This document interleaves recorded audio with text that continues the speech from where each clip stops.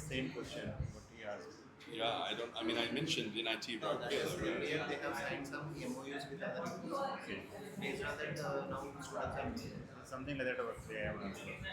So here in NIT Rockula, there will be something called a department for sorry, some department for international relations. You need to contact them. Let's see if we can find the other universities.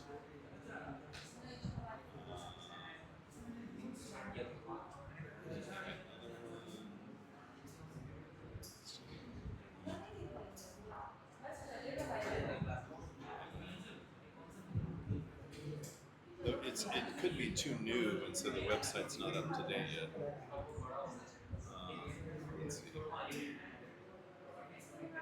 This is the first time they are Indian students are going there. This is the first semester. Like they've been working for 2 years, I think, to get the collaboration. Okay, okay. And now it's the first time they really. Yeah.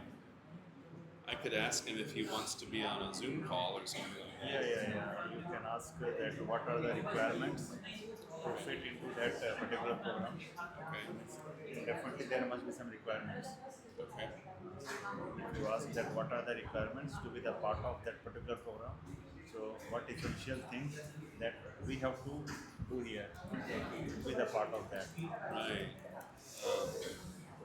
The faculty so for university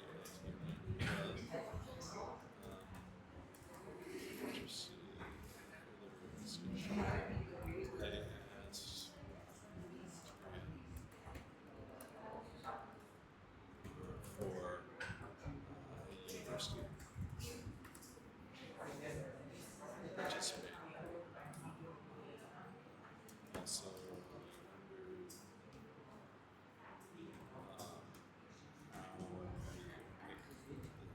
students. As in, if they're interested in discussing this, that's calendar. He's a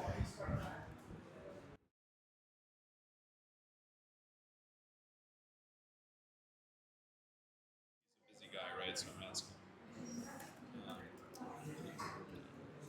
Yes.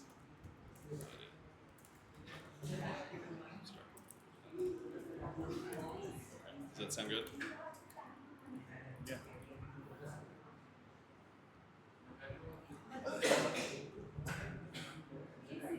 Students.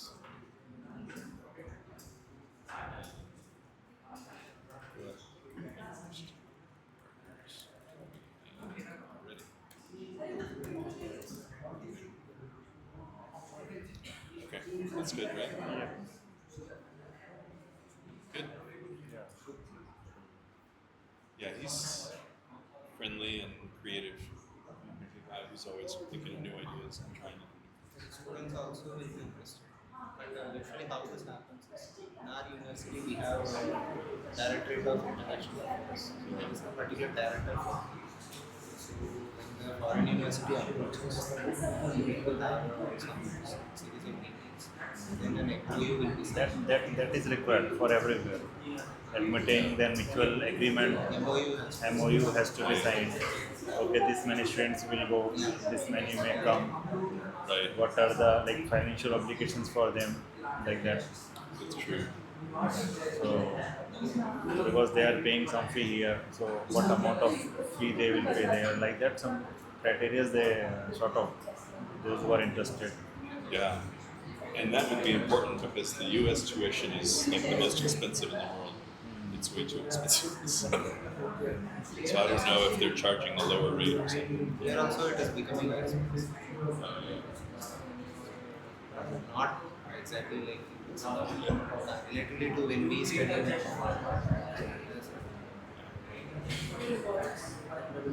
Should we bug the students again? Because here some students are going on the paid fellowship internship. They are going abroad also. Okay. So let's say that you are having some project. Yeah. Let's say that you are having some project and that some openings are there. So you may put some advertisement. You will put some criteria. If these are the there, then we can like invite you like that. Okay. And this is having some amount of scholarship like that. And these are the objectives that you have to meet with. And at that last, you have to deliver this objective like that. I was going to look at the U.S. Embassy for Fulbright because there's different opportunities, but I know about Fulbright more. I know that their website is very slow. Should we book the students? Who's ready? Who's ready? I can draw straws. I can say who goes, go poet, 1, 2, 3.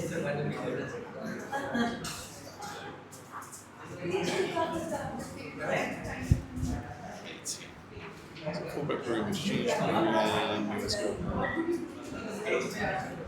8,000 grants, 300 fellowships granted annually, master's degree. And is this only for masters? It's only for masters. Yeah, I was disappointed with that. Because some countries that they offer PhD study to, but this is basically they'll send you over to the U.S. for like a year to help do a master's. No, research is there. Teachers and professionals to teach or conduct research in the US. Oh, that's true. So you could come as a faculty member, or you could come as a teacher. Like if you're a K-12 teacher. Did they say K-12 grade kindergarten through 12? There's this term K-12 teacher. K-12 meaning kindergarten through 12th. I don't know what you call it here. It's like if you're, teaching primary school. Kindergarten means LKG and UKG. Lower kindergarten and No. KG. But here's plus 12. Yeah, K plus 12. So here's the thing with Fulbright is when you apply, you have to know somebody in the U.S. So I can be that person, right? So I can tell them, like, oh, you want to come study? I can, do that. Oh, that reference. Right. Reference. And because then you write in your proposal, I'm going to go to Iowa State and do this interesting research or something.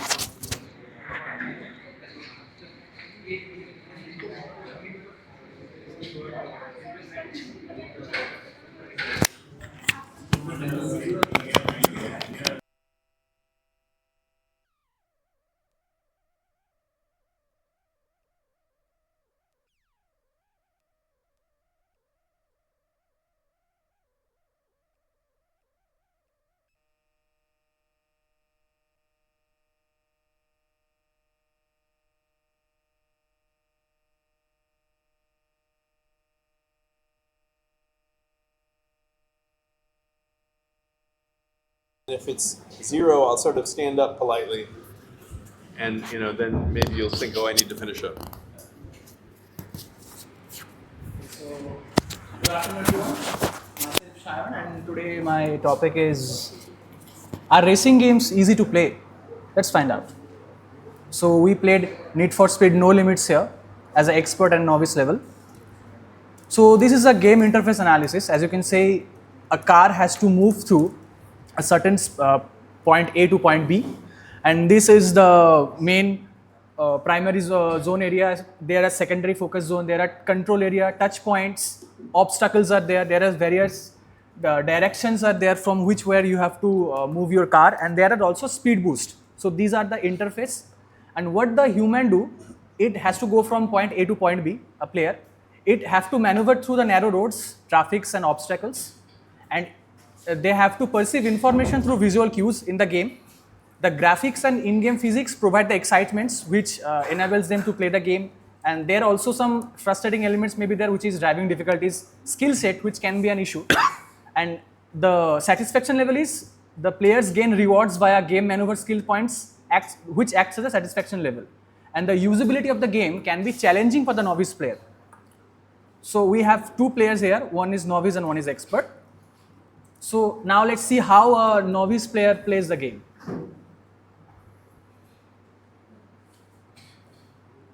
So this is the novice one playing the game. As you can see here, he is maneuvering through the traffic, but the one second, just So he's maneuvering through the traffic, but as you can see here, he's crashing around the game as he finds it difficult to how to maneuver the car. So how do I get through the curvy roads? How do I break through the traffic?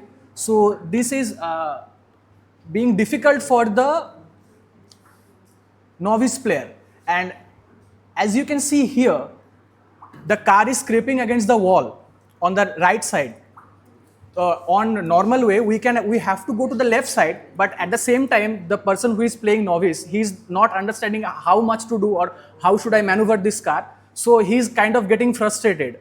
So his cognitive workload is there. So he's kind of scraping the car against the left side instead of he has to go on the right. So to make the car move more faster. As you can see here.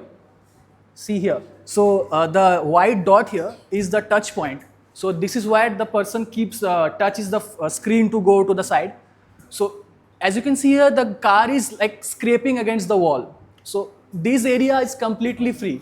So what we can see that the car can go left side, but instead of that, the player is very frustrated. So he is continuously tapping on the right side. So this is the novice gameplay. See, continuously scraping on the right side and now this is how an expert plays.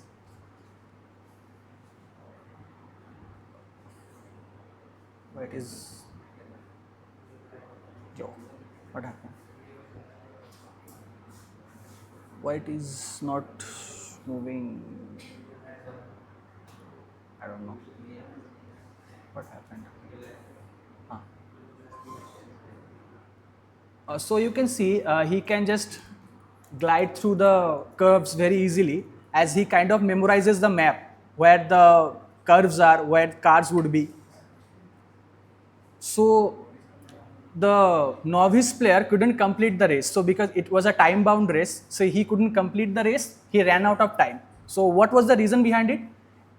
For the novice player, it is difficult to understand the UI or the user interface, so which is maneuver skills are challenging for them to acquire in a short notice, and he can comprehend the road directions in short amount of time. So he had to process a lot of things at very short amount of time. So it poses a cognitive load onto his head. So he getting frustrated and he makes mistakes. So he can't complete the race during time. So as a result, his reaction times get slow, player gets frustrated, loses the game. And as for the expert, he completed the race under 37 seconds. So reason behind it is he's familiarized with the game, remembers the map. So this is the VSCP modeling of the game. As you can see, finger movement is the main crucial point here.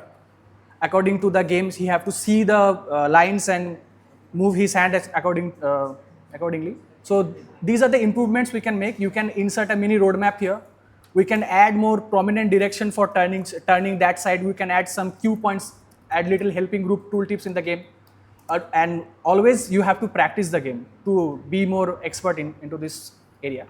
And further analysis is perform longitudinal studies on gameplay, see the impact of different age groups, how the different age group can play, and see the impact of different context, in what mindsets the person is playing the game. Thank you. Nice. Right on time. Does anybody have any questions for him before we go on to my questions? Anybody has any questions? Any doubts? Yeah. So for the game, like you have to see the screen where the road is going, and you have to touch the screen according to maneuver the car from left to right. So there is only two perceptions here. Once you see the road and move the car according to the road conditions. So there is only two modules here. According to my. There is also the sound of the car. Yeah, but that doesn't affect that much. So you only, the sound of the car is there just to add some dramatic effects in the game. So that doesn't defy the gameplay that much. So all you have to see is the road and where you are maneuvering through the traffic, maneuvering through the tight curves of the road. So that is the main factor here.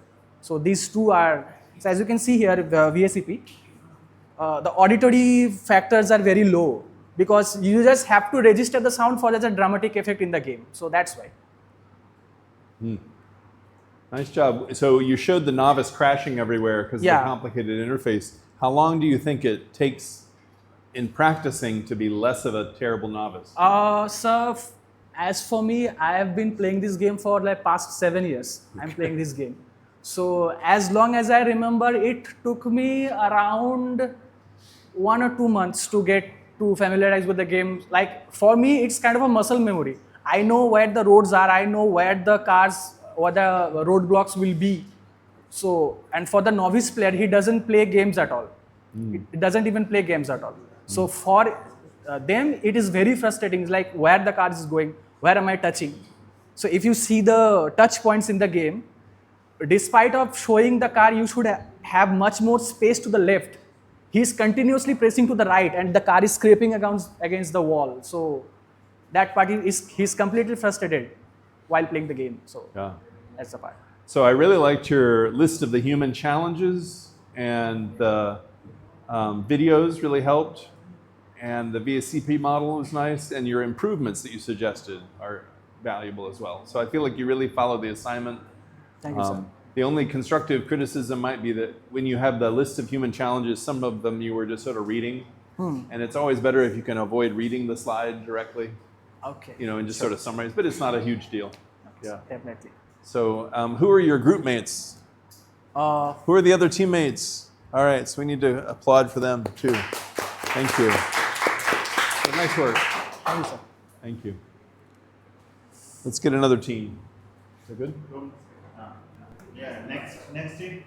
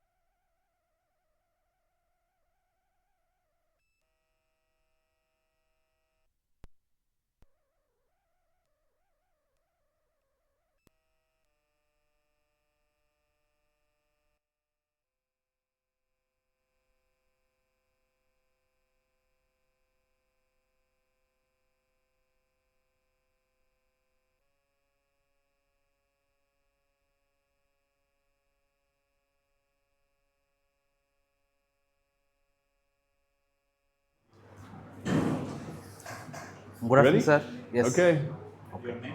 Shauti Das. Okay, go. So we have played a very simple game, that is cricket. Okay. So first I'll show the game interface. This is mainly in the cricket. There are two parts here. One is batting and one is bowling. So that red square zone is the primary viewing area when the person is batting. He needs to check the ball where it is pitched and he needs to hit the shot. So there are few controls, like in the below there are two, one greater than, one less than arrow, that is just used, that is these two are just used to change the position of the batsman. And then there is a shot power, that with which how much power he wants to play, and there is two types of shot, one is grounded and one is lofted, that he wants to play in the air or he wants to play in the ground. This is a batting. So with in our team there is one expert and two novice. So we played 2 over batting and 2 over bowling, and we calculated all the errors which can be done. During batting, first one can be done is wrong timing of the shot. If the shot is not timed properly, it either go out or it will be a dot ball, or it will be not going to boundary. And second is wrong direction of the shot. If it is on the right side, if the batsman wants to hit it on the left side, that is a wrong direction. And number of dot ball faced means the batsman cannot play the ball. And fourth is number of run not taken, because when the ball is in the ground, it's moving, the batsman needs to take the run. So that is a batsman judgment that when he should take the run, otherwise he will get run out or he won't get the run. So here when we done the analysis, we have seen that in comparison to expert, novice have make more mistakes in wrong timing of the shot, in wrong direction of the shot, and number of dot ball faced. Same way, when we put it in the graph, it looks like that blue one is the experts one, and red one is one novice one, and green one is the novice 2, and these three are the trend lines. So it's clearly visible that the number of errors done by the novice are greater than the or higher than the experts. Same way, but batting is little simple because there are fewer controls. But during bowling, there are more controls. For example, this one is used to select the length that where that ball should pitch, and next one is the type of ball. It is going for swing, in swing, out swing, and then there is power of the ball, that in which speed they needs to play, and after that the bowler should release the ball in the perfect release zone. If it is not released in the perfect release zone, it may get into extra deliveries. So there are 5-6 controls they needs to do, and here are actually two guess points. The red one are the primary guess point, and this one is the secondary guess point, because after adjusting the primary guess point, they have to see where the secondary guess point is. So as you know, so in the analysis parameter for the bowling, there are number of errors are high. First one is the length setup. Length setup means this one. This one if they have missed to set. Next one is number of speed setup. Speed setup is this one. Same way, where when we do the analysis, we have seen during the two major mistakes have done by the novice are the run up selection missed and the number of release zone selection missed. Run up selection is this one. This is automatically showing it will end by 16 seconds. But as when we are playing here, there are many auditory cues outside. So it's already there is sound. It's a light. Yes, sir. It's a clock sound, so it is little less perceivable when there is outside auditory environments is there or outside noise is there. So these are the errors. Same way when we have done the analysis, it has seen that experts have done less error than the novice. So the final game result is experts have taken less time to finish the whole game and novices have taken more time. Same way when we done the accuracy, this is the accuracy done by the during the batting and during the bowling. So after that we have done VSCP modeling of the cognitive load. So I found that during bowling the cognitive load is higher in the novice person. So what is the reason? Because as you know, we have two cells, that is rod cells and cone cells. Cone cells are mainly responsible for the color visions, and there are total 3 types of cone cells, that is S, M and L.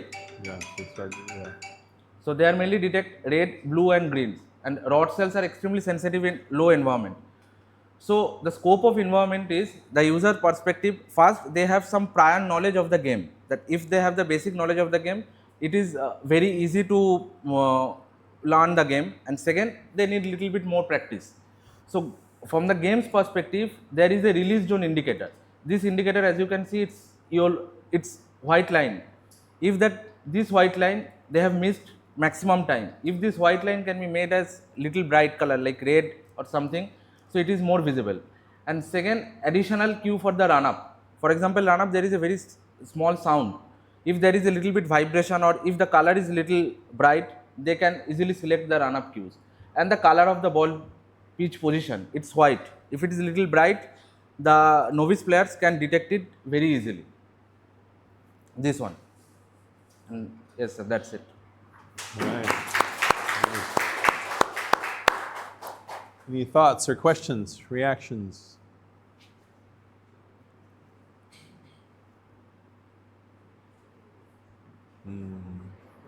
I really liked your bar charts with the trend lines and your analysis of both batting and bowling. Can you go to one of the data charts where it's got the percentages of errors? Yes. Can you go to one of the slides with me?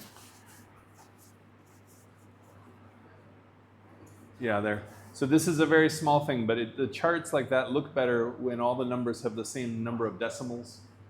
Yes. Like some numbers have 2 decimal points, some have no decimal points. And if you right justify them, like Okay. tables of numbers are good when they're right justified. Which one, sir? when they are right justified. Like these are left justified. Okay, okay, so, okay, okay. You know, and you move them all to stick Yes. them to the right, and then they look good because when the numbers are on the right, if there's like 1 digit versus 2 digits versus 3, it's really apparent what a big number versus a small number is. Yes. So that's a very small thing, but very nice analysis, and I appreciated your throwing in the retina as a thing in the contrast. Yes. Yeah. And also, if someone is little challenged like color vision or something, if there is a red color, they might, if they have the protonopia, they might see it as a black, but still it's visible. But upon that light color pitch, when there is a white spot, it is sometimes little less. It's difficult for them, for novice people to view, because it's very small amount of time to release the ball in that position. They need to adjust. So that way, if there is a little bright color, it will be more. It is easy, and they are my team members. So Yeah. I have also asked their feedbacks. So what they have said. So they said that if there is a little bright color, it will be easy for them to spot. That's great. Do you know what percentage of people are colorblind? Exact percentage. Which way? Exact percentage I don't know right now. It's about 10% for men and about 1% for women Yes. because it's carried on the recessive gene, you know. So you Yes, got it's X chromosome linked. So in this room, there's probably 2 guys who are colorblind. I don't know if you really, but yeah. Okay, so thanks for thinking about that. Nice job. Yeah. Thank you, sir.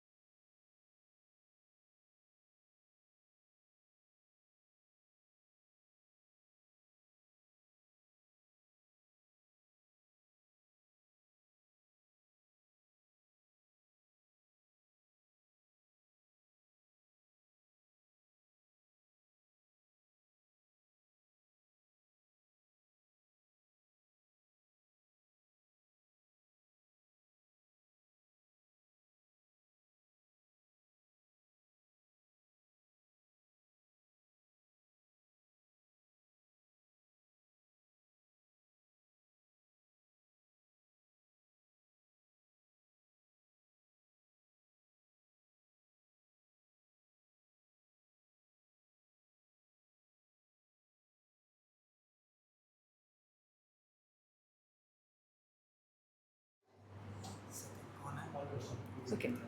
A very good afternoon to all the gentlemen present here and the lady. So today, I, Ria, Hi Karnesh. I am Kiran. I'm Tej. we're going to analyze the game that Karnesh and Kiran are a pro at, and me and Tej are a novice at. So going ahead, he's going to tell us, Karnesh is going to tell us what really the game is about. So basically game is all about there are two opponents, one are we and another opponent is playing virtually with a means online. He's connected to us online. We are playing on the same server. So as you all can see, first when we enter to the game, we are at the lobby. At lobby, you can see we have mentioned that there is a level top corner. Yeah, that is the level of our player, and then we have the power, how much power are all the equipments and every combination weapons we have. So total power it shows it there, and the energy bar refers that how much time we can play the game. Okay, then we have the currencies of the game like fragments, coins and gems. These are the majority currencies which lets us use to buy something or to claim the rewards easily.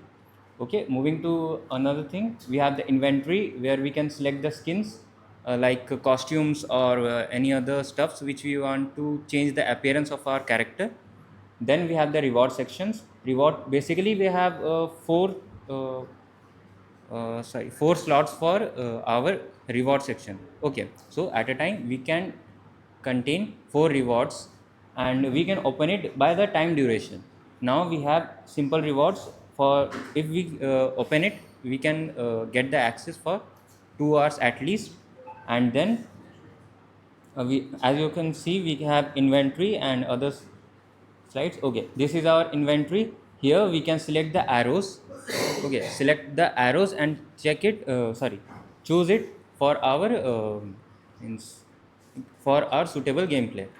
Okay, passing on to my another teammate. So the inventory basically allows us to increase our health. This is the play area where we get to see our health. Based on what we have selected, our health increases. As you can see here, both the health of the opponent and our health is same, but it can keep on shifting. We are able to see the shield health as well. So basically, the area which we see, it allows us to view a few things. First of all, the environment that we have, it keeps changing. It randomly gets selected. It is dynamic. So the height of these mushrooms keeps changing, hence our trajectory shifts as well. Can you play the video as well? So that we'll just get an idea of what the visual is like.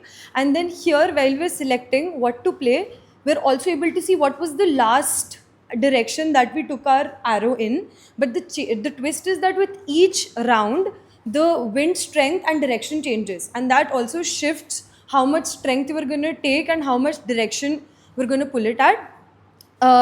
Each shot has a 15-second time limit, and the person who decreases its health to zero loses first. So just to let you guys know what our gameplay consisted of, we had 2 experts, we had 2 novices.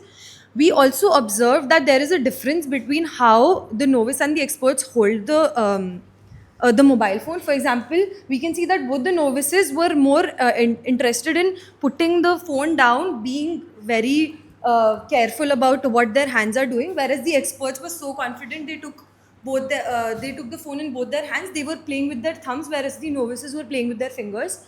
The experts won. The expert, one of the expert won. The other lost in 2 minutes 33 seconds, and both the novices took much more time than the experts. The amount of rounds for novices were longer as well. The strategy that both the experts like to somehow play without the audio, and they were also like. Karnesh was aware about all the inventory and what are the game effects, which arrow that he selects, what does the arrow that he selects does. Whereas both the novices were completely unaware, they were selecting just by chance. The targets, the novice strategy was that he was selecting, he wanted to target the head and the boot because there was no shield available there. Whereas the novices, they were only paying attention to the wind direction, and even they. Is it time? So 1 it's minute? 5 minutes, but Okay. maybe We'll- finish a thought, or you haven't gotten to talk yet, or I Yeah, don't okay. know. So basically, both the experts like to play it without the sound, and the novices wanted to use the sound. And especially for me, I was getting a good idea about how much time is left because of the audio itself, because there was a tick, tick, tick, tick sound. Sir, I will take over now for the main thing where we have to focus on the game. So you can see this is the screen when which the players are playing. This is player number 1 and that is player number 2. And this region that is bounded by the red dotted lines are the region that needs to be focused at. So you may see the birds and the mushroom. These are interactable objects. So if the arrow is being hit over here, the object will get removed, or else the arrow will not affect the opponent. So when the striker has been pulled, this is the point where from where the striker has been pulled. This is the line that is showing the how much power has been given to the bow. If this line is shorter, the bow's strength will be less, and the focus where the main focus of our team is going on is the direction at which the bow is going, and these obstacles needs to be avoided. And this is the point where we have to focus after we have shooting the arrow, that is the wind direction. If the wind direction is over to this side, the arrow will gradually lose its trajectory and it will fall down. And the last focus that we need also to focus is the health that we have. This is the remaining amount, and we have to check it, because if the remaining amount is very less, we have to take a defensive approach for the attack. And the last point is This one we what we learned from this is that it was very subjective when we did this cognitive modeling, and the novice was scoring it differently from the expert, so we took an average of that. And what we had to do was we had to learn where the task begins and where a task ends, and we have to understand the hierarchy of the task and what is the importance of the task to maximize the final output. And the other thing was the expert may undermine some complexity which the novice may think is more complex. So those things we learned from this VSCP modeling. And that this is about VS. Is that Okay, everything? the last Oh, point yeah. that's required was the if we had the time and money. So for the experienced people that would like to play the game more, so Karnesh, he's the most played time, so he likes to get his rewards faster. But for me, it would be to get higher chest so that we can get the higher level rewards. And for Dia, it's probably playing this game. She doesn't like to play, so she won't play at all. And Tej would probably do the same because he is also not interested in the game. And thank you, everyone. Okay, nice. Any thoughts, reactions, questions? questions? So I really appreciated you're trying to do the collaborative speaking, right? Because it shows team engagement. It shows that you're all involved and you all played a big role. The timing, though, shows that you also have to practice that, right? Because so I didn't stay on time. But it was also nice that you were able to leverage your team by having all of you up there. So like Ria was pointing at the screen while you're talking, and that's really helpful. I liked your player slide. Can you go back to the player slide with the 4 players? That's a really nice slide because it gives me one glance, it gives me the overview of everything that's going on with the strategies and the times. So that's really nice. You had the strategies on there. And I think for the other teams, right, most teams are doing like 1 expert and 1 novice. I think it shows here on theirs they had 2 experts and 2 novices on how much more there is to say just when you have a little bit more people, right? And it's not necessarily better, they just happen to look out that way. But as soon as you start adding multiple experts, multiple novices, just things get way more interesting. And you can start doing averages and looking at strategies. Yeah. So when I teach this in a class and they have like a month and a half to do it, I'm asking for like 3 experts and 3 novices, and they have more time, that sort of thing.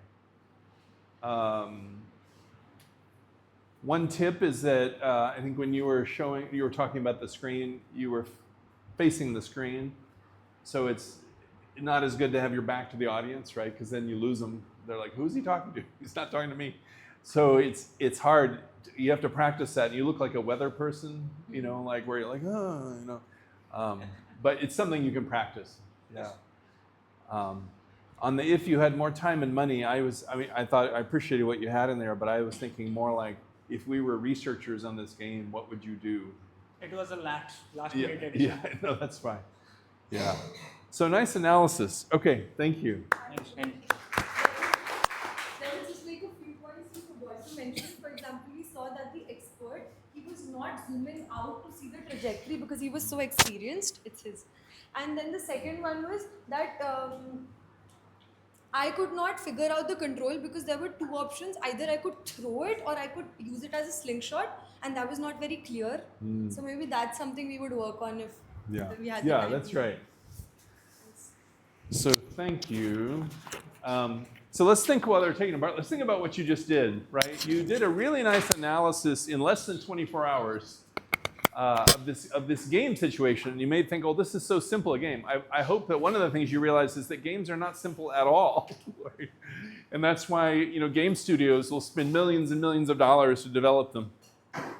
We had one student who went off to Pixar, and he was part of working on some games on there, and he came back after a while. He's like, I spent 5 months on a character's hair. He was making this one character's hair beautiful in all the different game situations. But there's a lot of complexity.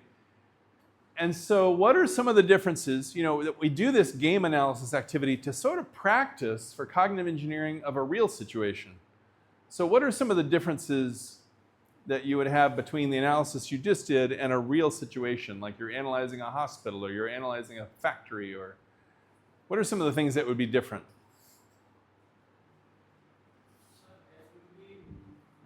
Multiple occurrence at the same time. Yeah, and that's the biggest thing, is multiple people at the same time. So I restricted this to single player game because it's complicated enough, right? But as soon as you get multiple people, they play different roles, and there's collaborative people, but there's also bosses and under the bosses, and that dynamic is a whole thing. So that's a big deal. Yeah. What else? Like lack of control in real life situation, we can't restart whenever we want. Yeah, that's right. Yeah, I can't go to the factory and be like, y'all stop working. My counter's off, or something like that. Right. Some of them don't even allow anyone to actually watch them because sometimes it's a matter of life and death, and you never know someone's being miss. Yeah, that's right. We had for John Deere. I don't know if you've seen these John Deere sprayers that have arms. It's like I'm driving this tractor, and then it has these arms, and it folds out, and the sprayer arms are really long, and they're these triangular metal meshes, right? It's long triangular mesh. So Deere figured out that on those triangle metal meshes, if you miss 3 welds, like you screwed up on the welds, and you miss 3 of them, then it's going to be likely to break in the first year. So they really wanted us to we created this monitoring system to watch, did they get all the welds? And it's actually sort of hard for some of the workers because it's a triangular mesh. It's not like just count 1, 2, 3. So when we were doing this in the factory, a lot of the workers were like, I don't want your cameras in here. And we had to talk with the union. Do you have unions here? Yeah, so we had to talk with the union, who were like, are you going to hurt our workers? So just the logistics get way more complicated. Yeah, but you can do it, right? The same principles you just used on the game, and y'all did some really nice analysis over a quick span of time, and you can do that in a real setting as well. It's just going to take way longer, and it's going to take some more thought. And in a couple, I forget if it's tomorrow or the next day, I'm going to be asking you to estimate a budget for doing such a thing. Like, how many people do you think you need if you were going to do this for a company? But any other comments on this activity? I hope it felt interesting. It wasn't a waste of time. Yeah. Okay. So let me go into this other topic. And again, really nice work. I realized maybe I should share some of the reports I talked about in my class where they have the 5 weeks or whatever. And a couple of the students did really nice jobs. And I would say to them, can I share your report with other students? And they would say, sure. And so I've got some of those I could share, and you might be interested in their analysis. Okay. Let's see if I can get going here. All right, let's talk about speculative fiction for a minute. So what we're going to do here in our remaining time and before tomorrow is write a brief story of the future 10 years from now. And, you know, it could be any sort of thing about the future. It could be, I'm going to learn a new skill, I'm going to eat differently, I'm going to interact with my friends differently. It can be creative. And the thing I want to emphasize is that sometimes students tend to make it like a product pitch. Like, oh, I'm going to have this technology, it's going to like customize medicine for my body, and it's going to be awesome, and I'm going to take pills, and I'm going to feel better immediately. And I need more of a story. And so I say include a person who has a name. So it may be, you know, Banu. Banu wakes up in the morning and Banu says, I have this need, I want to do this thing, and and then I'm going to use the tool or use the gadget, but you got to tell a story about a person. And I'm big into storytelling. A story has a challenge and a resolution, right? So the traditional story is like, oh, I'm a knight, I have to go fight the dragon or something, and there's a big dragon, and I fight the dragon, and then I rescue everybody. So in the business world, you need these stories as well, because if I'm going to convince you to give me 1 million rupees for something, I need to tell you a memorable story. Most people are convinced more by stories than a big data chart. Like maybe I do need a chart about like, you know, with this intervention, you're going to save 10% on your sales or costs or something, but you need to have a story in there, because then they leave the meeting and they'll forget the bar chart, but they'll remember a story if you have a story.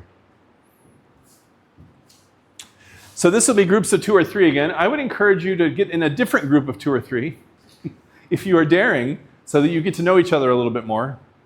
And part of that is be sure to introduce yourself, you know, like, hi, I'm so-and-so. You know. And then this is going to end up about 150 to 200 words. Any questions so far? So try not to stick with your same group, even if you love them. I mean, it depends on you. You can do that if you want, but Would it be easier to do it individually? Sorry? Would it be easier to do it individually? Do it easier in the... In solo. Oh, solo. So yeah, so life is easier when you do it yourself, but in the real world, that's not the way it is. So this is also practice, right? And so you might negotiate, and you're like, oh, I want a special pill. And another person's like, no, we're going to have, lion attraction devices. I don't know what you're going to have, So you'll have to decide a little bit on what's a more impactful thing. And then I'm hoping you'll analyze it at the 3 levels of the system. So you're going to have this story about using a gadget, and then just a couple sentences for each level. Like we think that at the micro level, this will help people accomplish their work better. We think that if everybody had this, it would build a community around people doing X. And we think it could affect the culture this way, or it might not, But we're going to see more and more of this AI coming in where it's going to hit the culture, right? We're already seeing, at least in the United States, a lot of professors are worried about the AI and cheating and all that. So it's changing the culture of college and universities, just by being a piece of new software. Okay. So this is a little bit about what speculative fiction is. Who reads fiction? Does anyone read fiction? Okay. So I like reading fiction. Not everybody. I've had students, especially, I have a lot of Iranian students and Chinese students, and they'll come and I'll say, you need to work on your English. I suggest you read some fiction. Because if you read the fiction, then you have dialogue between characters, and that sort of helps you practice normal talking. And they're like, well, fiction's a waste of time. And I'm like, actually, it's not. so let me tell you why it's not a waste of time. And by the way, here's some books I read recently. I tend to be a little more into science fiction. This is one called, it's one of 7 books that are all very short. And it's about a character named Murderbot. And it's interesting because Murderbot is a robot, sort of robot synthetic human, who is supposed to be a killer guard, sort of defender robot, but they don't really like being that role. So it's like they're built to be a certain role, but they don't like that role. And so all throughout, they're like, I don't want to kill everybody. So that's interesting. This is about the environment, and that's just sort of silly, like if we had another world with dinosaurs and stuff. But they're well written. Has anybody heard of Ray Bradbury? Okay, so the science fiction devotees. If you download these slides, you can click these links and get real short stories that are just out on the internet, because he's been dead long enough, it's open source now.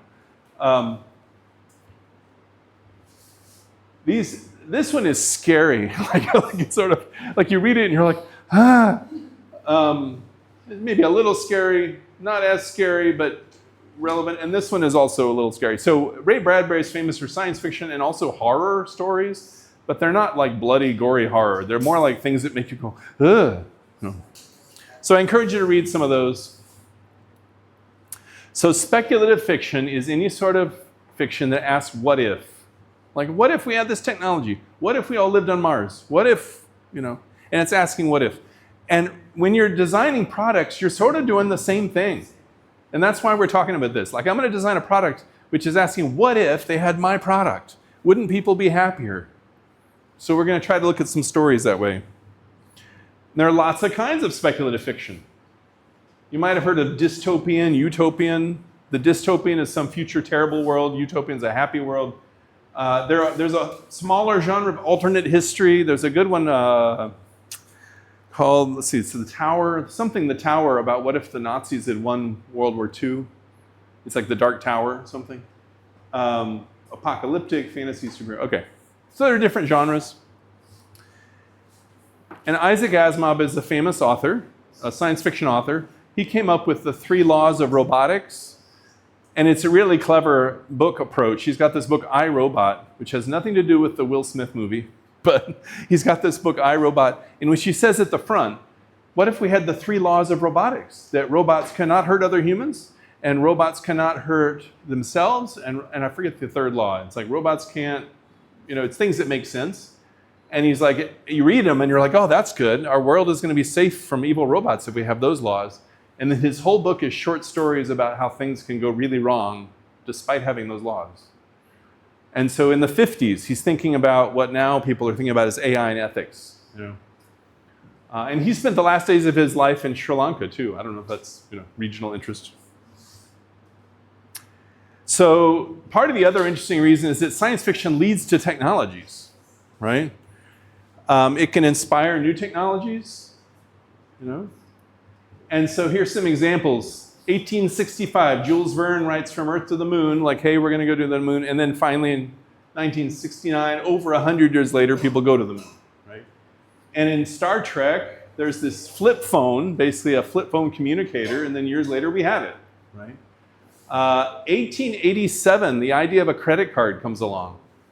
Financial technology is really interesting. Who knows where stocks were invented, like buying and selling stocks? Anyone? It wasn't the US. It was the Netherlands. And so they had, there's this idea of puts and calls and options, and they came up with all that stuff, and it's really impressive. And then Ray Bradbury has a book, Fahrenheit 451, which is sort of famous, but not actually that pleasant to read. But he talks about basically what are AirPods.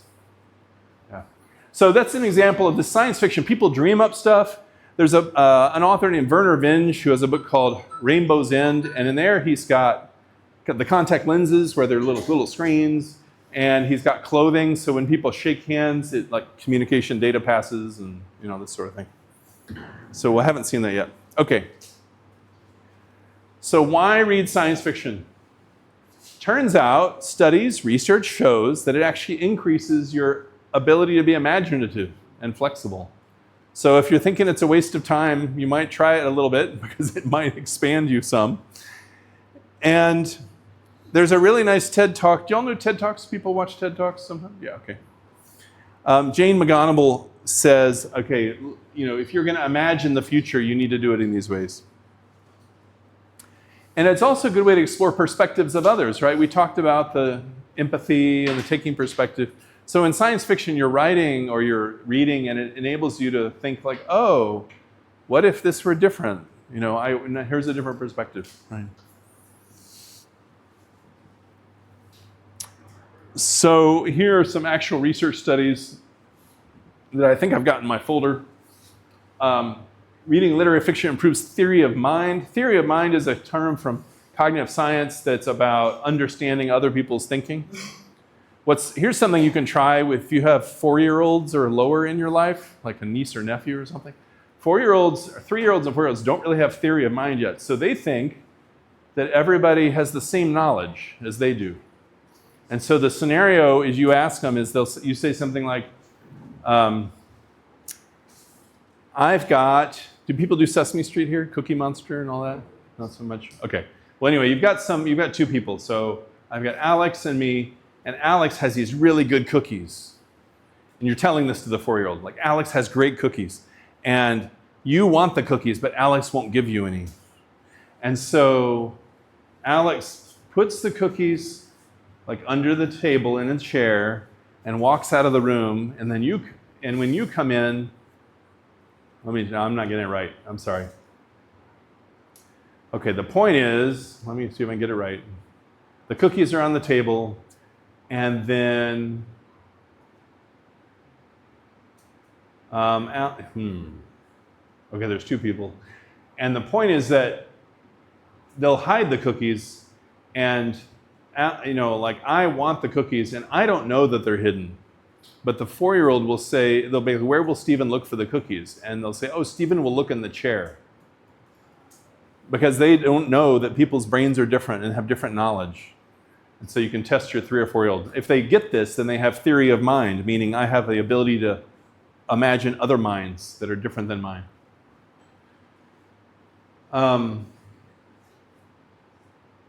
Yeah, so there's empathy there, and there's more theory of mind development in preschoolers when they're doing some television. There was plenty of research on like, oh, TV is bad for children. But if you are exposing them to these stories, and then fiction stories that are interesting, it can improve their theory of mind. Okay, so the future vision story is key to product design. If I'm asking you for millions of dollars in a new product, I need to tell you a story. Right? So that's what Shark Tank is all about. If you watch Shark Tank, there's, person comes out and like, here's my story, and it needs to be very evocative. This is something that Pixar does when they're making movies. They have this framework.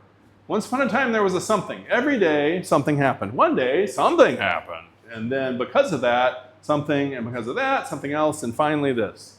So they can use this and fill out the whole plot of a movie or for a product. Right? So let's imagine it's filling out this story for a product. Once upon a time, there was an artistic couple, live in a charming guest cottage. Every day they left, and they wished they could have more money. One day they discovered an extra way to earn money. And because of that, they're able to pay off. Okay, do you recognize this as a service or product? This is a true story.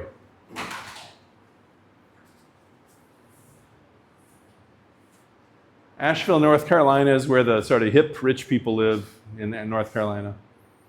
And it's a beautiful mountainy area, so they've got this cottage, and they want to rent it out to people. It's a service. And which service is it? Airbnb. This is the story of Airbnb. So Pixar would say every product can, you can have a story that fits in this template. How's our time? Okay. I'm not going to watch this one. It's about 7 minutes long. But what's interesting is that in 1987, like ancient tech history, Apple rolls out this video of what the distant future would look like in 2011. So it's 87, and they're projecting to 2011. And if you watch the video, it's a professor who's interacting with this iPad-like thing. And it's on his desk, and he opens it up, and it unfolds, and there's this butler-like figure talking to him about, well, your students left you some messages, and your mom called, and this sort of thing. And then he collaborates in like a Zoom-type interaction. And what's really nice in the video, you're watching it, and you're like, oh, it was so easy. They didn't say, can you see my screen now? Like it's just sort of seamless. So there's a lot of future features in here that Apple then actually did build into iPads and into Siri. But the butler is named Phil. The butler figure will also say things like the professor is preparing for class. And the professor says, oh, I need some new articles. Show me all the articles on climate change I haven't read yet. Right? And you're like, So, is that okay to have an agent like Phil monitoring everything I read in life? And then there's another nice time when he's collaborating with another professor on the Zoom, and she's like, you just want me to come to your class because you're desperate for some content for your class, aren't you? And he's like, oh, no, that's not until, and Phil chimes in and says, that's not, 4:15. So, like none of our agents are ready for that, right? I mean, ChatGPT is nice, but none of them are able to hold a conversational thread and monitor it and like intervene and interrupt at the right time. Like we're just nowhere near that yet. So it's a good reminder of like what could be. And one of my papers that I wrote recently with my team was asking, why don't we have this yet? Why don't we have Phil in this gadget yet? And it turns out it's not just technology. There's a lot of like privacy issues, that sort of thing. And my favorite concept in this paper is the idea that let's say I'm a professor and I work with this butler Phil for 10 years, and then I'm retiring. So I might want to sell Phil as like an agent on like the eBay of agents. And what's interesting is that if it's a human assistant, like a human administrative assistant, they're good at saying like, okay, I've worked for Stephen. I learned about Stephen's personal life and I went through, his department chair of dysfunction. I went through all this stuff, but I know that with my new employer, I'm not going to talk about that stuff. So there's a difference between private and public. But it's really unclear how an AI agent would do that. Like if I'm going to sell Phil, how do I make sure Phil doesn't tell people about my personal stuff? And I've seen nobody in AI talking about that yet, about this like different types of information on private, public. But oh yeah, and the point was we're doing speculative fiction. There's a speculative fiction about the future of Apple. There's a Microsoft one from 2015 that looks very, everything's white and tan and yeah, it's interesting.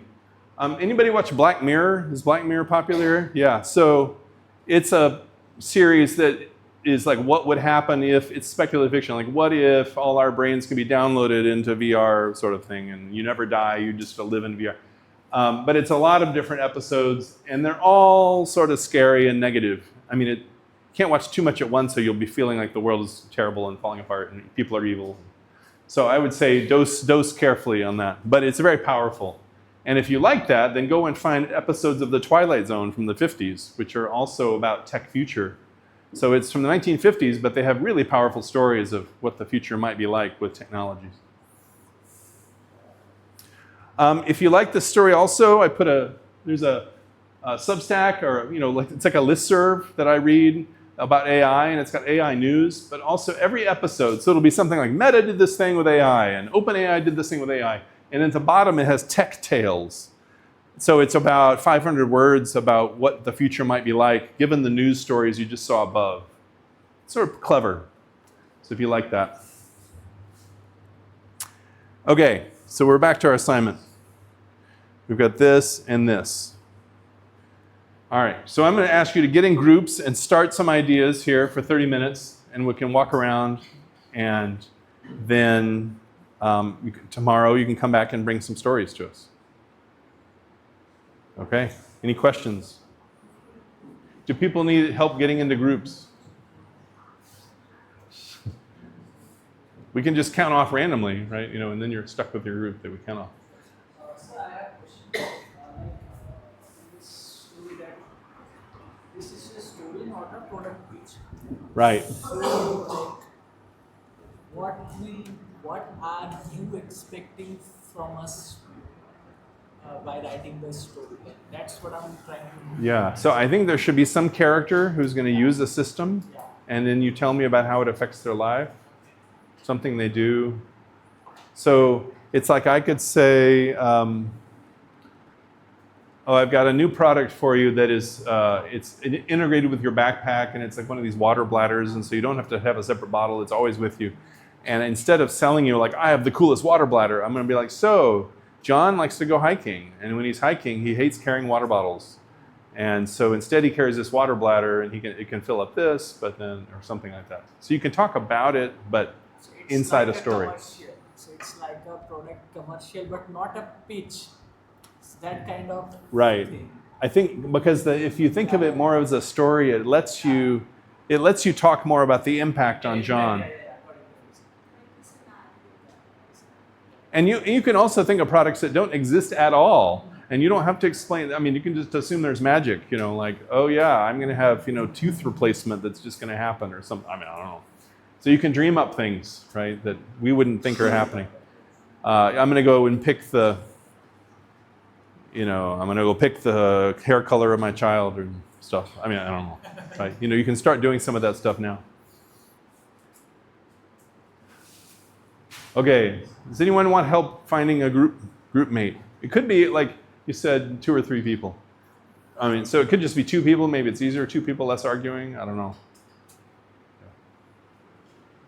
So we could just let people, you could wander around and pick, or I could do 1, 2, 1, 2 sort of thing.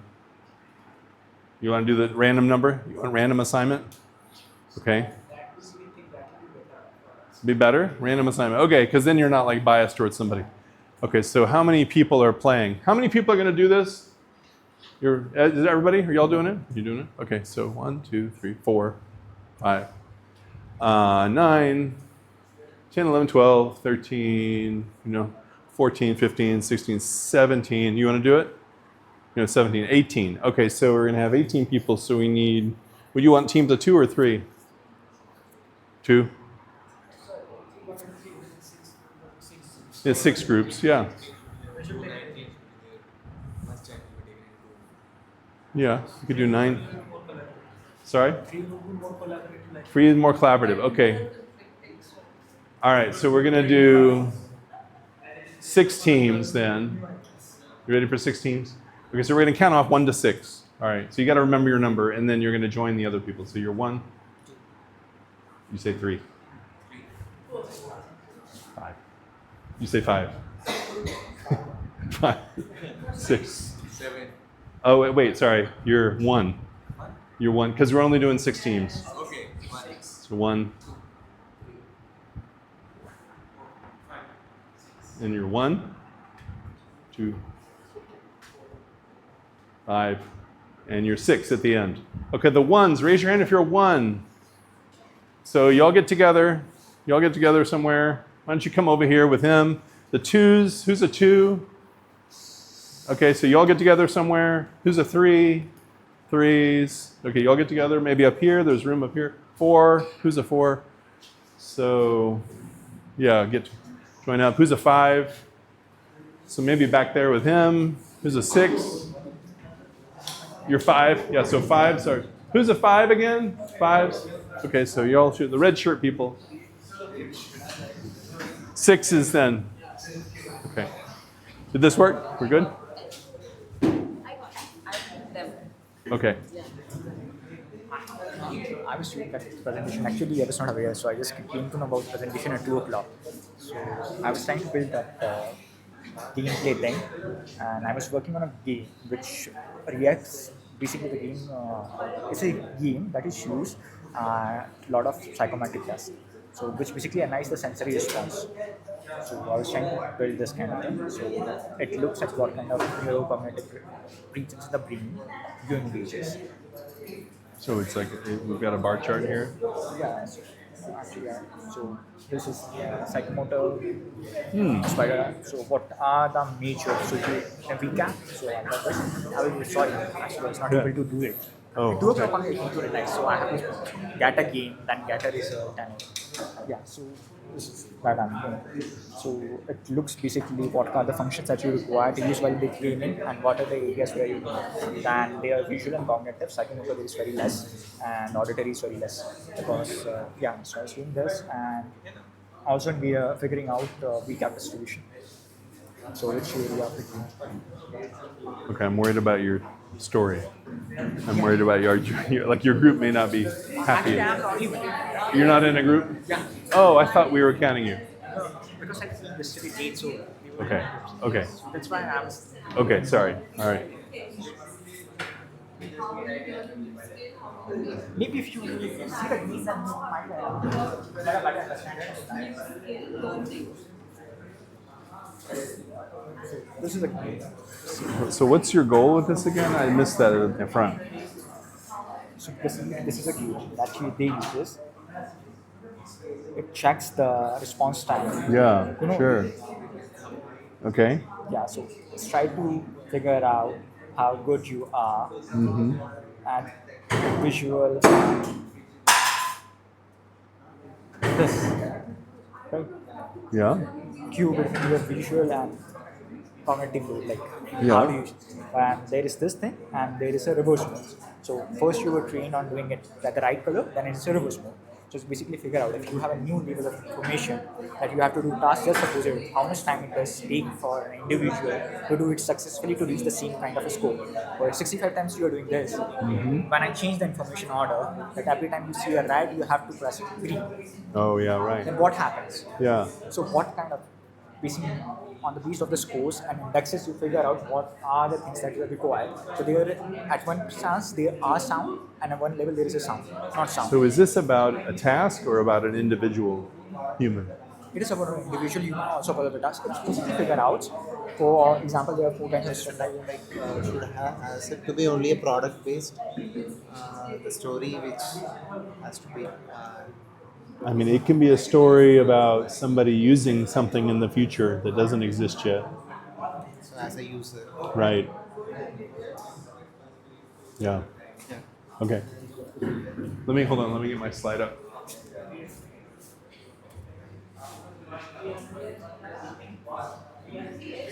Is it still on? Okay.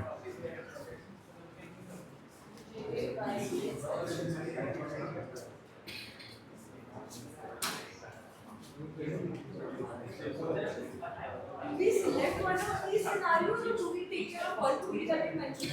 No, those are just me making up scenarios. You got to do your own. Yeah. And how do we submit it in the end?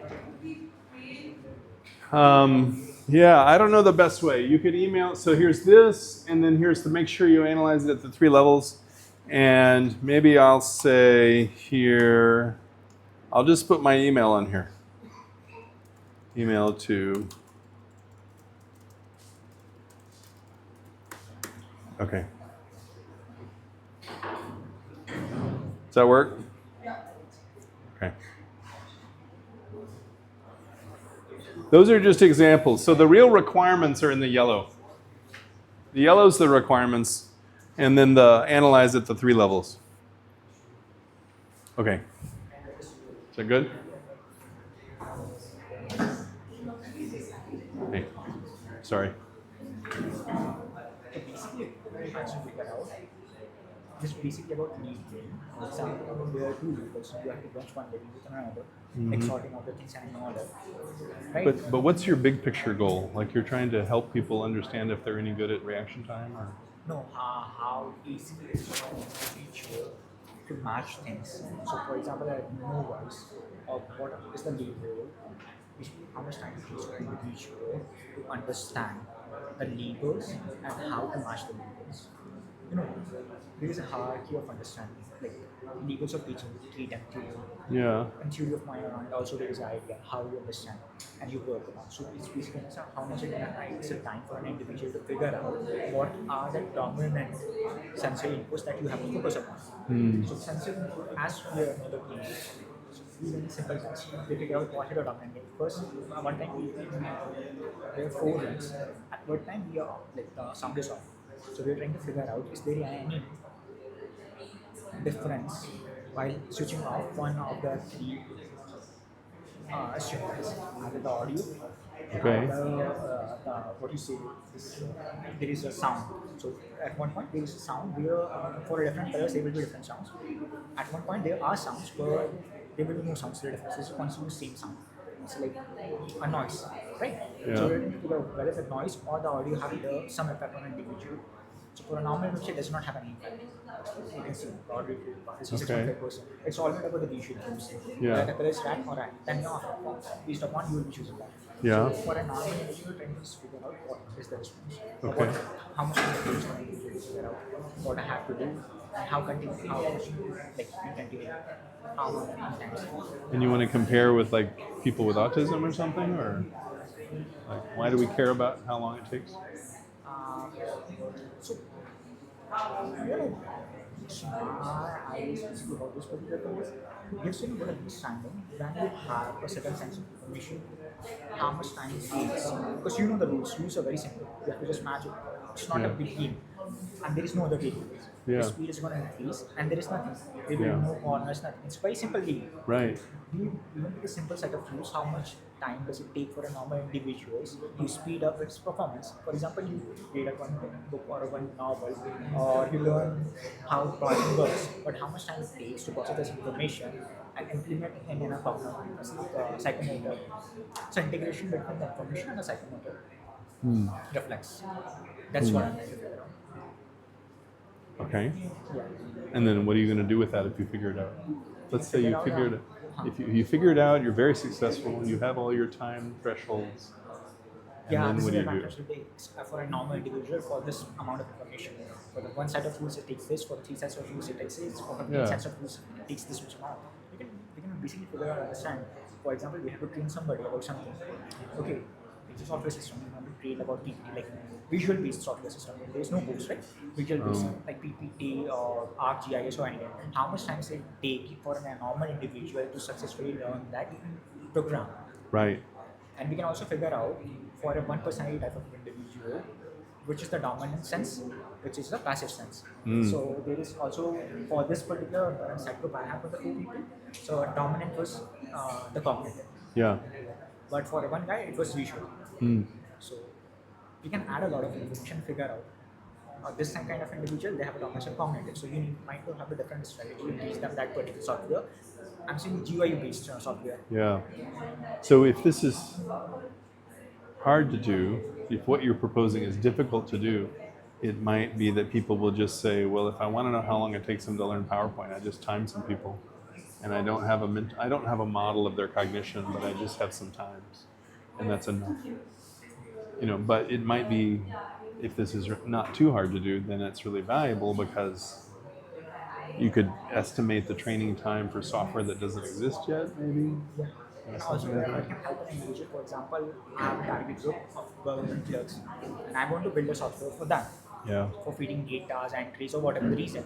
Now I want to have a data content. Like I want to collect the first this test. I will run and figure out what are the dominant rights, what is the dominant sense for them, and I will design the software according to that dominant sense. Yeah. I think what's hard is whether this is modeling the task or modeling the human. Because it's Modeling the task is easier. Modeling human beings is much harder because it will take a time. The biggest constraint we are having is time. People will learn this basic rules, but Yeah. how much time they are going to take? right. So then maybe that gets to the human more. Yeah. And then if there's a lot of individual variation, like today I haven't had anything to eat and I'm a little tired, versus tomorrow I'm all revved up and ready to go, then maybe the times are different. So is that okay? It's basically one of those things. So I cannot make a substantial result. It's just a basic idea, understanding about Yeah. the use. So this is how to do a team analysis and figure out what could be possible use cases for this particular thing. Yeah. So it's not about. There is one thing people strive for efficiency. Yeah. People need things to be more efficient. Right.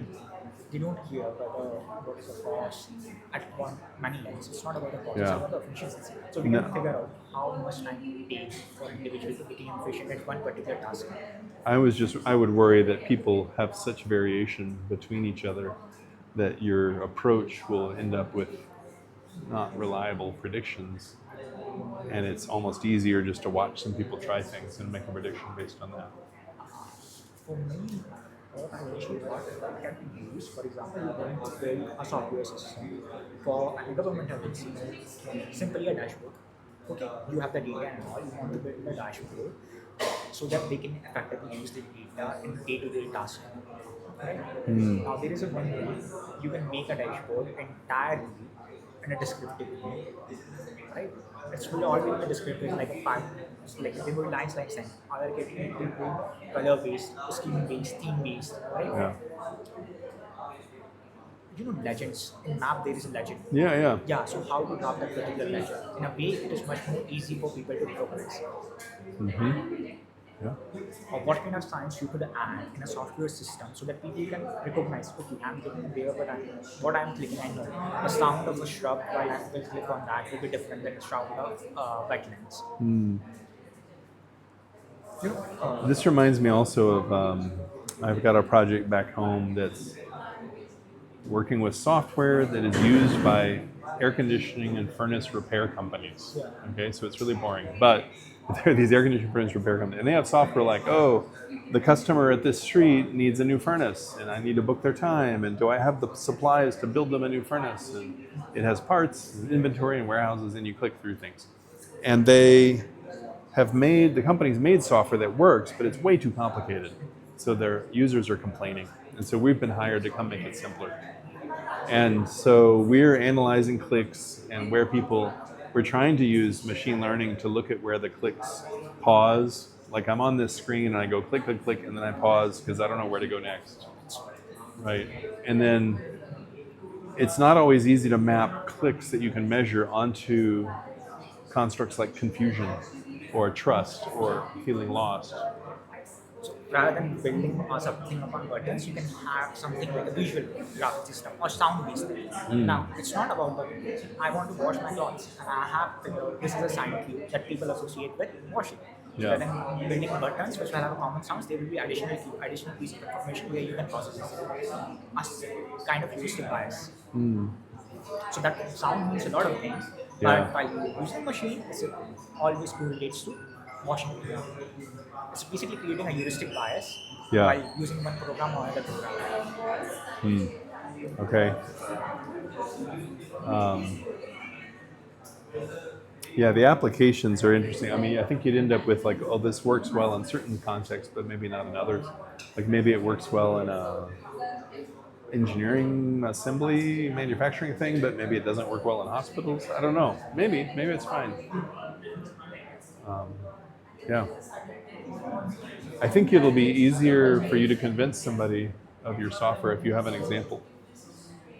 Actually, I'm not trying to build anything out of this. It's Okay. just the idea that I got when I saw the Yeah. task you have trying to figure out what could be a thing I can design. Yeah. Then I realized, okay, this is the thing. Yeah. This is a game which can relate to that idea. Let's put into this Mhm. and try to get something out of this. Yeah, no, that's right. So just like that thing. Cool. I got a response and with the variables and figure out what is the response there. Yeah, and that thing when the game you showed me with the red and green buttons, there are studies back from the 50s even, about that, about how long it takes people to adjust. Yeah. Let me go check in with these folks. Okay, thank you, Pranav.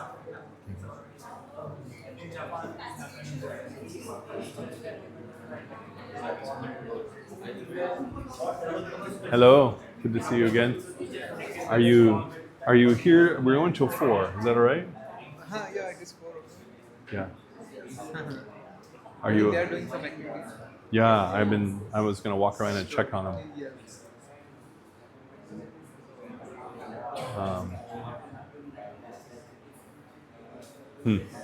Okay, so let's see.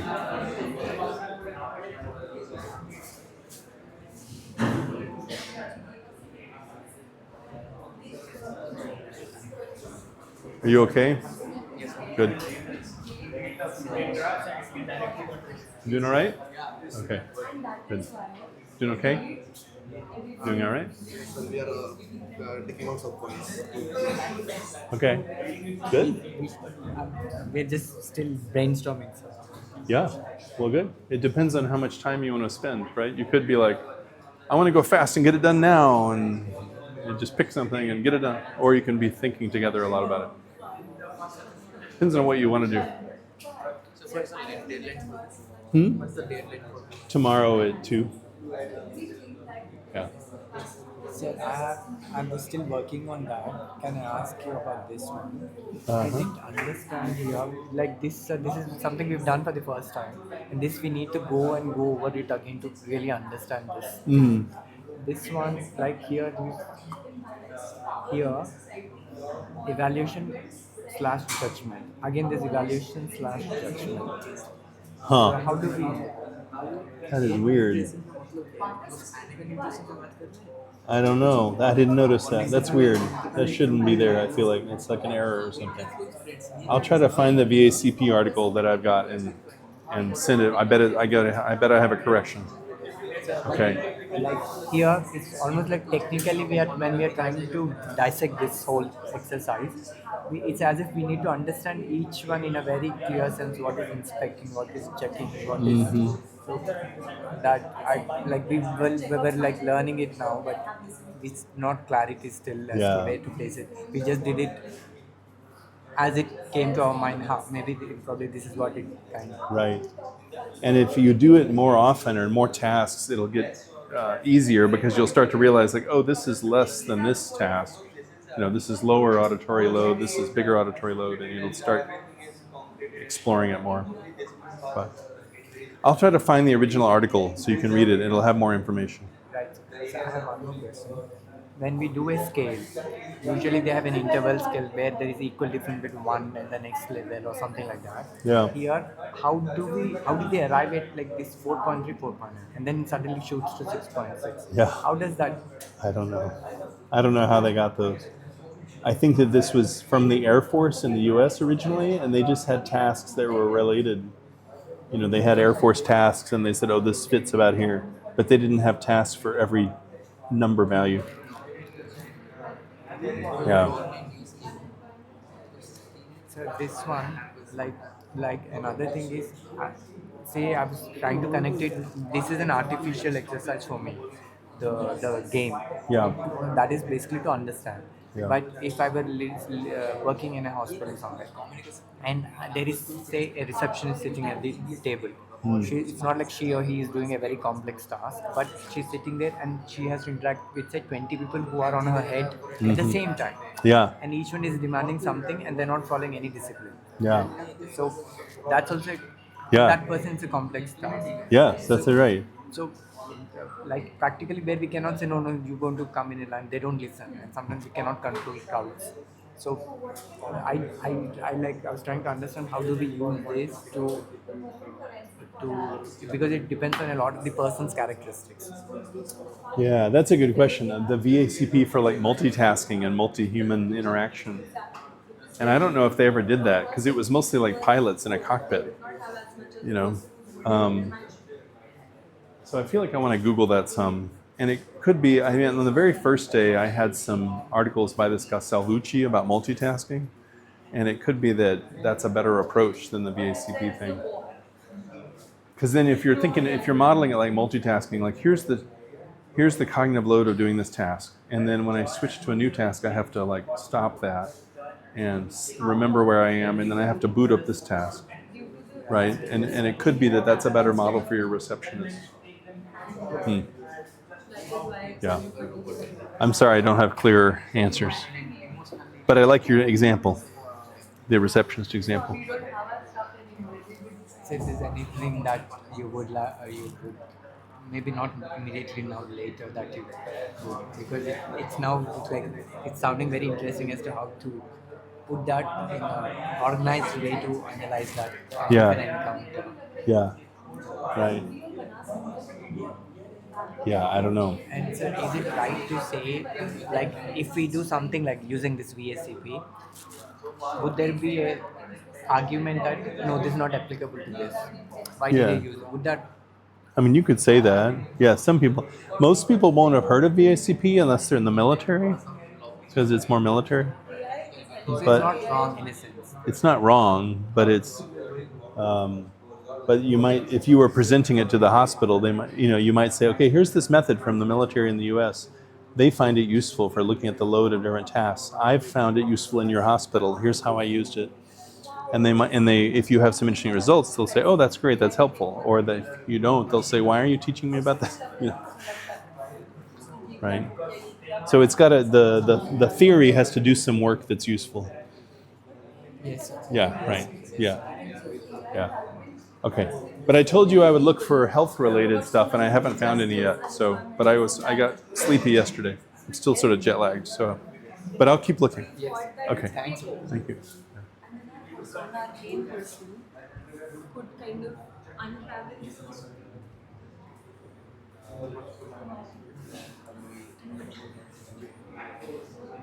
Y'all okay? Okay. Are you okay? Your partner left you? He has a meeting to attend, so he has to go. Okay. So we have come up with some few points, so few structures on which we are going to write the story. Nice. That's good.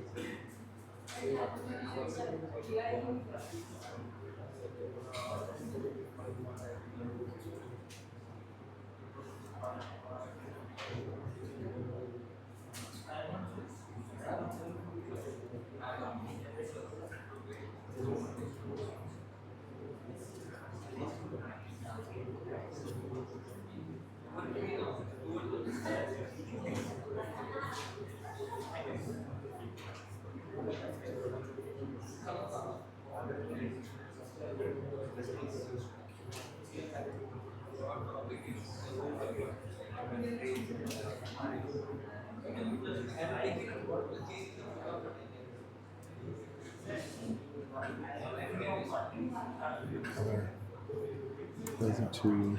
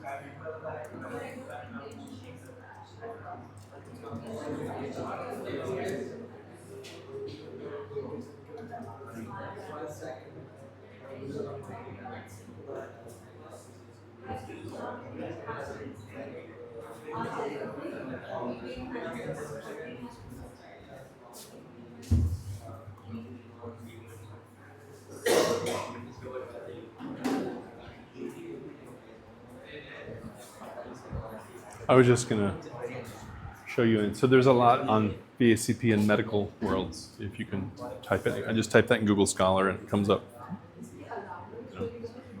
So there's plenty to explore. Okay.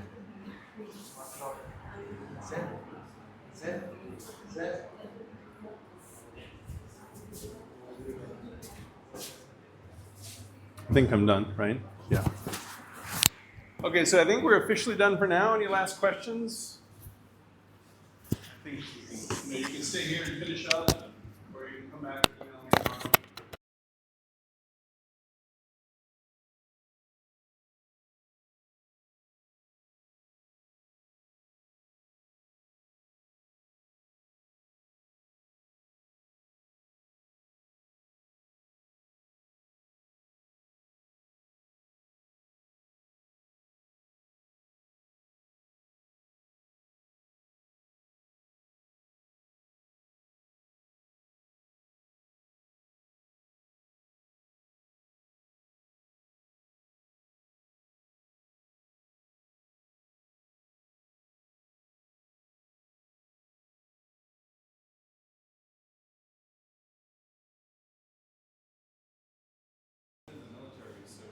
It may not be appropriate everywhere. Sure. Yeah, sorry. I guess I'm really done. Is it over? Yeah.